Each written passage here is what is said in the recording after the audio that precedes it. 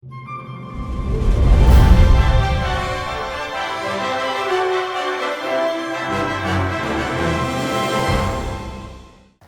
this video, we're going to cover how to conduct an effective interview for a documentary. Now, the interview is one of the most important parts of the process because in a lot of cases, it's what drives your story. Now, the first thing you're going to want to do is your research. In some cases, you're going to be talking to people who are experts in a topic that you have no background in.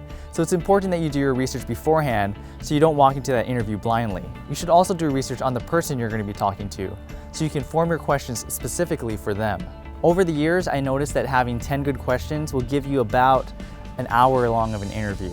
It's important that you make sure that these questions are open-ended. So that means that they can't be answered by a simple yes or no answer. For example, I wouldn't ask someone, are you interested in filmmaking? Instead, I would ask them, why are you interested in filmmaking? Or what is it about filmmaking that you love?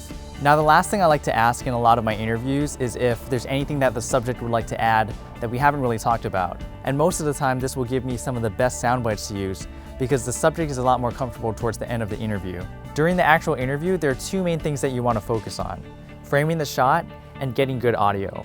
A common way of framing an interview has the subject looking off to either the right or the left of the camera. I usually like to use the rule of thirds to place my subject's eyes in the upper area of convergence. This usually gives the subject a good amount of headroom. The setting makes a huge difference in how the interview will look and how it will sound. I like to do a lot of my interviews outside because you usually don't have to light the shot. Also, try to do your interviews in an interesting location with depth rather than against a plain background. It'll make a huge difference in the production value of your shot. One thing that I like to do during the interview is monitor the audio.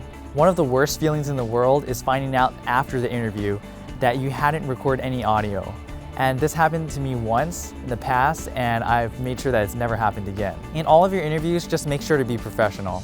I always like to bring a bottle of water to give to my subject because I know that they're going to be doing a ton of talking, so I think it helps them to feel a little more comfortable. I also like to dress a little bit nicer so the person I'm talking to knows that I'm taking it seriously. Now, if you do all of these things for your interviews, I guarantee that you'll get some great sound bites for your documentary. Thanks for watching.